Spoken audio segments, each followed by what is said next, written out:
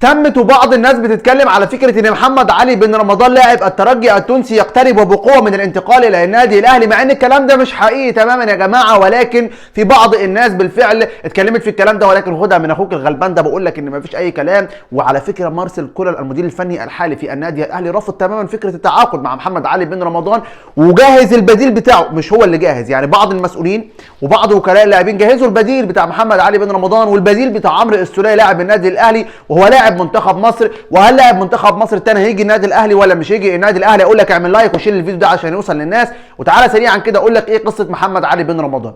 محمد علي بن رمضان هيجي النادي الاهلي مش هيجي النادي الاهلي. محمد علي بن رمضان مرشح وبقوه للانتقال الى النادي الاهلي، ووكلاء اللاعبين بالاجماع كلهم حابين ان محمد علي بن رمضان مش عارضينه للنادي الاهلي، وجمهور النادي الاهلي كله حابب فكره التعاقد مع محمد علي بن رمضان. واكيد انت اللي قدامي دلوقتي شايف الفيديو هتقول لي حابب او لا في التعليقات.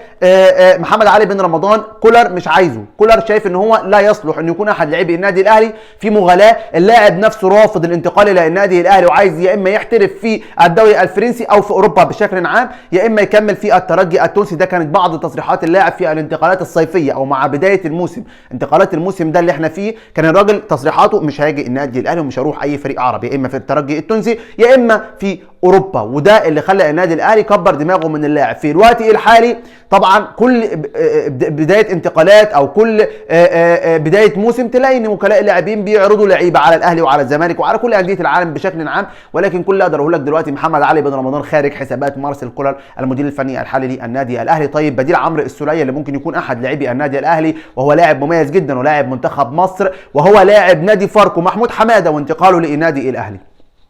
عارف انك سمعت فكره ان محمود حماده هيتعاقدوا مع لاعبي مسؤولي النادي الاهلي، يعني مسؤول النادي الاهلي هيتعاقدوا مع اللاعب. طيب مارسيل كولر اللي هو يعني ايه، عايز اقول لك كده مربط الحصان، هو الشخص اللي هو ايه يا اما لا يا اما ايوه، يعني هو القرار قرره في الاخر.